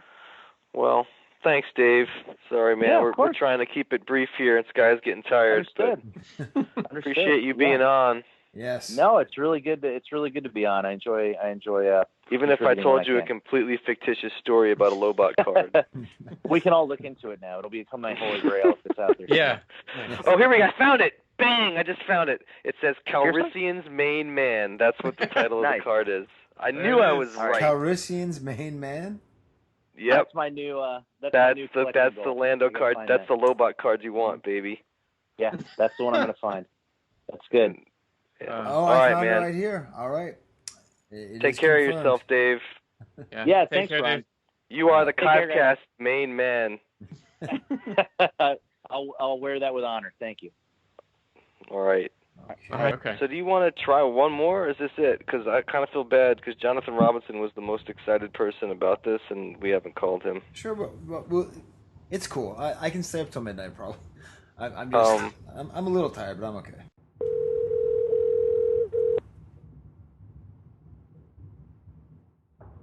Hello? Jonathan. Yes. Hey, it's Skye. Hey, Skye. How you doing? So I just left a really long message on your voicemail as Fluffy. So hello. Hey guys. I might have made some reference about taking your Joes and Jesus and cramming it. So you'll have to we got him. We have achieved Jonathan Robinson. Yes, we nice. have. People don't know the famous Expurgated episode is half Fluffy telling stories about having carnal intercourse with random women, and then the other half is Jonathan, the one of the hobby's great pillars of morality and faith. So it was this great we had to cancel the part with Fluffy. So and Skype just turned off the recorder again, but I turned it back on, so hopefully we got it. How's it going, Jonathan? Oh, very well, thank you. Ron, are you there now? I'm here, yeah. Okay, I'm glad we got Jonathan here. Yes, okay. Well, thank you. Ron's the captain. You go ahead, Ron.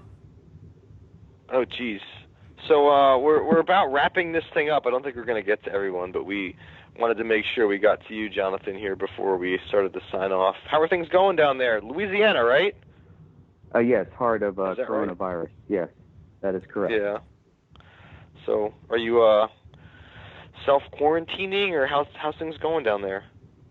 Yes, the seven of us are all, huddled together over the fire that we built in the middle of the living room, and kind of, staying tuned to what Facebook leaches out as far as the latest information. Of course, we're trying to play it, as smart as we can. And we go out when we need to, and of course I stay active, like building a raised garden bed in the backyard, and the honeydew list just keeps adding day per day. So she wants to be sure that I'm not going to just go to pot as far as the time off from the show I was working on before. Summarily let go. Yeah. But, oh well. I saw something about that. Sorry to hear that. I guess a lot of our jobs have been interrupted here. Yes, I think I'm just one of several 100,000 individuals. I'm of course not considered essential to the workforce. I understand that. I mean, entertainment industry has always just been there as a supplemental thing. But what also has to be understood is the entertainment industry was there for people during the Great Depression and during a Great War that occurred in the early 20th century. So you still need that to get through the humdrum of what life throws at you. And well, I'll tell you this, Jonathan. If anyone tries to tell you you're a non-essential person, just say, okay, so here's the deal. I'm going to turn off Netflix and all streaming for the rest of the quarantine.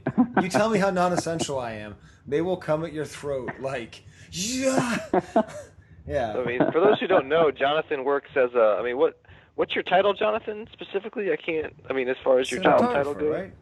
Like third monkey from the left, basically, but it's basically a camera assistant, second in C. So I'm the guy. If you watched an unedited, scene or an unedited clip from a movie, you would see a guy in front of the camera slating, and that's in a nutshell really what I do. But there's so much more past that. It's really just a technician that works with the camera. So, but yeah, so basically someone though who helps to make movies and TV shows. So the stuff you enjoy on your television set, Jonathan is involved in producing that. yes, sir. Correct? Yeah. Fair to say? Yes, sir. Thank you.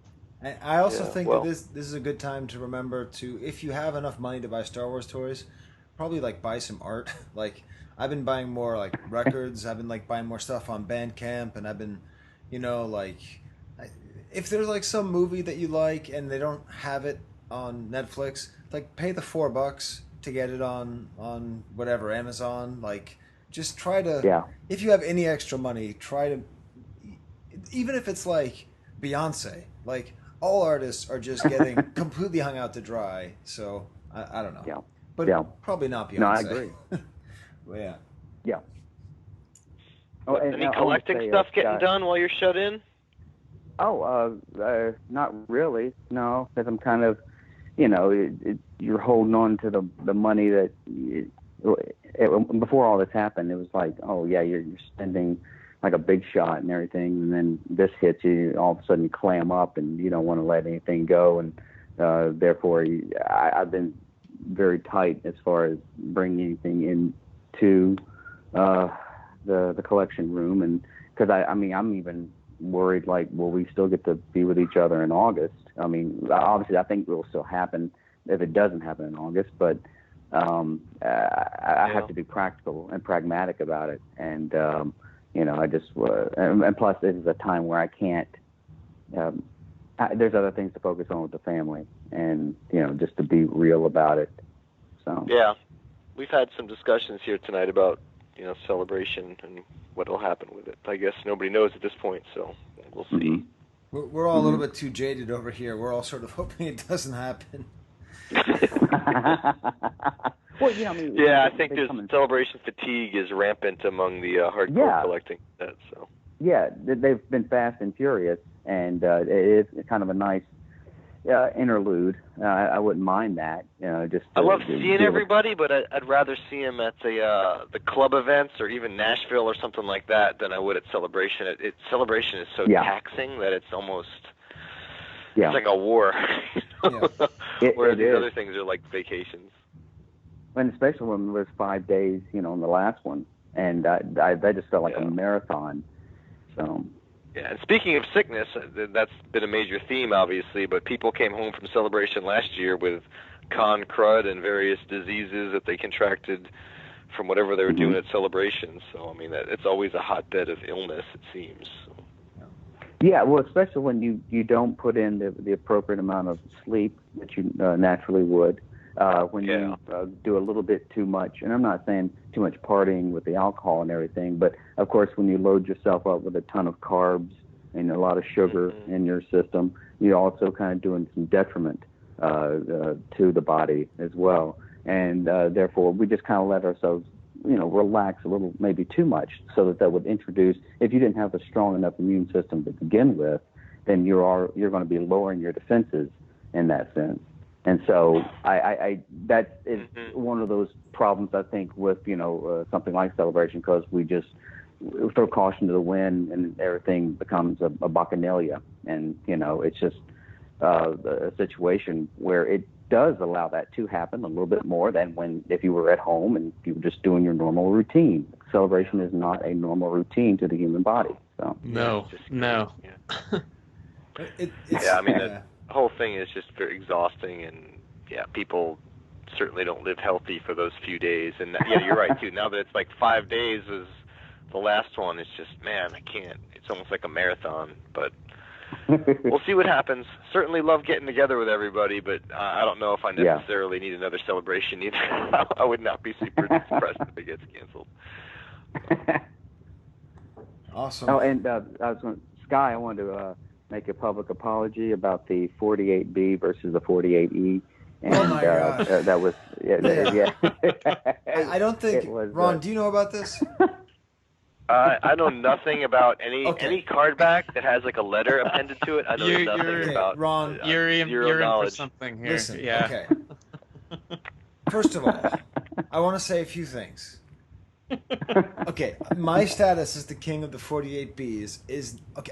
Do you know how? Okay, does a king know every single corner of his domain? Does a king does the king of England know every corner of Ipswich? You know where Iain Sanderson's from? No, he probably knows the town center. You can't know the third smallest cottage to the left, right? So it turns out, Correct, Ron, that I've been calling myself the king of the 48 Bs. But there's actually another card back that's called a 48E, and I haven't known the difference for the 10 years that I've been calling myself the king of the 48 Bs and collecting them. I never noticed that the text is completely different on the back. It's noticeable from 10 feet away. But truly, Jonathan, now, that says more about Skye Payne than a book written about you could possibly say. But in Kellerman, I go by Kellerman, and Kellerman never drew the difference, right? In his book, right? He just has 48 Bs. Well, that's correct. He did not call it out, but at the same time, he did make it known that there was, even though he didn't differentiate between that, he did show the evidence that there was a differentiation, but he did not name it so. So it was not, by nomenclature, it was not divided up. He just said, oh, and then over here we got these, 2-line versus 3-line versus, and that was really when it came to the Return of the Jedi stuff. But so there's the short phrase on top and then the long phrase on the bottom, and it switches up to a long phrase on top and a short phrase on the bottom for the Empire 48s. But when it gets to the Jedi, it gets more convoluted, with the short on top, long on bottom, long on top, short on bottom, and then the 3-line phrase as well. And it's just I kind of want to stop collecting when it starts diversifying that much. It's but it does make it interesting for the hobby. It's never boring, I should say. It's just something else that I guess I got to procure that at some point in my life if I come across it, But it's nice I think it's better to know it than to actually have to have it in my collection room. It's just, it's nice to be aware of it. It's nice to pass that knowledge down and make others aware. And then, I can push my glasses up on the bridge of my nose and be the super nerd that I am, in regards to that. But, that and, $1.50 gets me a cup of coffee. It's not like it's knowledge that, will save my life. Horrible incident. It's not. It's just what I can talk amongst individuals like yourself. But it did allow him to show up, and when I was showing off my Rick Springfield's personally owned 48B Yoda, he just goes, "That's a 48E. You dumb piece of shit." Seriously, he edited it out, but that's what he wrote. I swear, that's what he wrote. I was like, "Jonathan, what's up?" And he's like, "I just can't hold it back that anymore." Sounds like a Jonathan Robinson thing to say too. He's usually that ferocious about things. Have you ever seen Fluffy and Jonathan in the same room? I'm just saying, they could be the same person, and we just don't know. That's good, man. So the way that I ended up reconciling it is that it's like England. So 48B is Great Britain, that's the whole kingdom, and 48E is Wales. So it's still part of my domain, but it's not the central part. Well, that's good, man. I'm glad you clarified. I'm still completely. I have it in my mind. I'm just never going to pay attention to anything that detailed. But I'm glad that there are people who know these things, and that Skye now knows it as well. Yes. All right, man. Thank you. I appreciate it. Thanks for the call. I appreciate you getting on here with us. Just kind of during this time. Hope you're doing all right down there. You have 7 kids and a wife, so you got 9 people. I know. No. It's 5. 5 children, so it's 7 of us. Oh, 5 kids and 2 parents. Yeah, he's not crazy. That makes sense. Yes, sir. Well, that's good, man. I'm sure that's. I mean, I'm going stir crazy. It's just me and bottled water in my house. So I hope that you're maintaining your sanity there, and you're working down that honey-do list. But I appreciate you coming on here with us. Yeah, it's good to hear from you, Jonathan. Inviting me. All right. Yeah, you too, Steve, and you boys take care, and hopefully I will see you in 2 or 3 months. Oh, no doubt. We'll see if not there, we'll see you somewhere else, I'm sure. Maybe just do an outro with the three of us, or we can just leave it there, man. That's fine. Let's just tell the other folks sorry we didn't get to you. I mean, it's whatever. All right. Well, we're staring down the list of a whole bunch of little islands that we're not going to be able to visit on this 3-hour tour, Ron.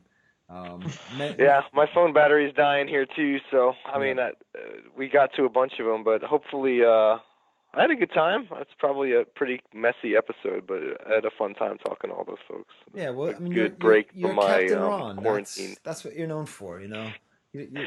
And I haven't died yet. Yeah, I haven't died of coronavirus.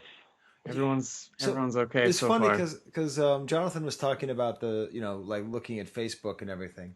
One of the things I love most about this hobby is all of the absolute right-wing lunatics that I am friends with on Facebook, because obviously as a academic and all that, like my bubble is pretty strong, but because of the Star Wars collecting, it means that I like the whole spectrum to like left-wing lunatics to right-wing lunatics and everything in between.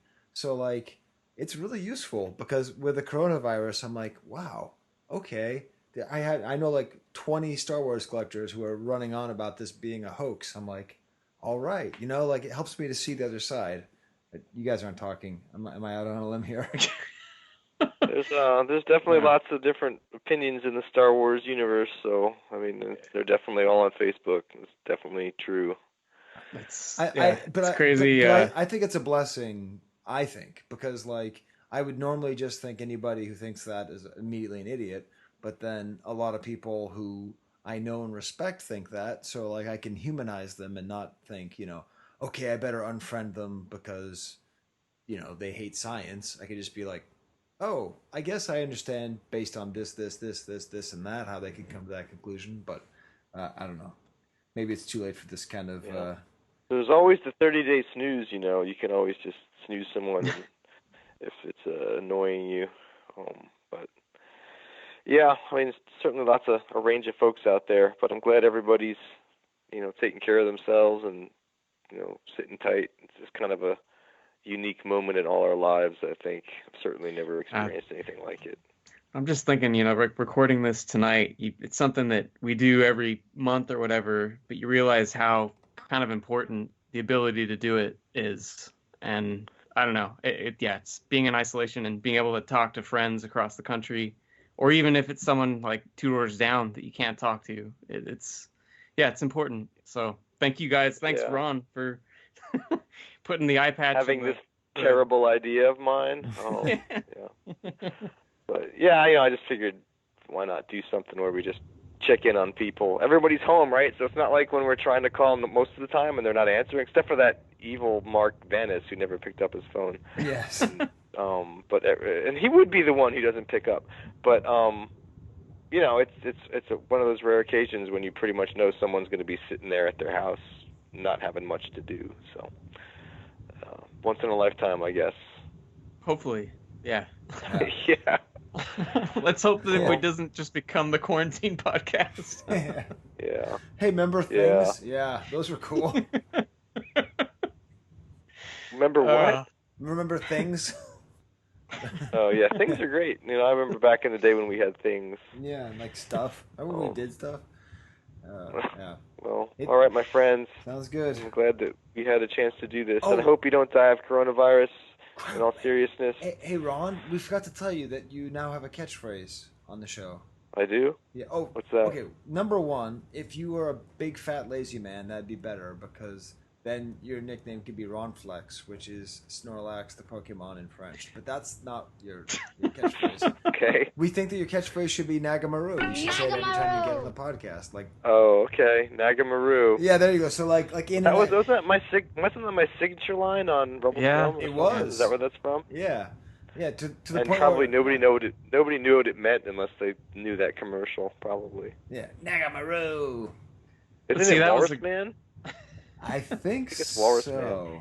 Yeah. You're probably right, but that was the perfect Skye, you realize that when he just said it right now, that's the recording for all time. That was it, right? Yes. Nagamaru. You wonder if first they one was- wrote that out for the kid? Like if someone said, like, I want you to say Nagamaru, or if they just said make up a nonsense word and the kid came up with that. Like, I wonder about stuff like that. I do often wonder how things are, like nonsense words. Are they scripted or is that just total improv? Yeah. Well. Yeah, we gotta all right, find the gentlemen. Nagamaru kid. Everyone is okay so far, right? Yeah. So. Yeah. Well, take care of yourselves, and I'm sure we'll text or chat or see each other on Facebook, but hopefully we get through this okay, and we'll be doing a normal podcast sometime in the future. Yeah. All right. And I hope this is either the worst or the best podcast we've ever done. Or it's got to be one or the other. Yeah. All right, so then I think Wampa Wampa. Adios. All right, Nagamaru.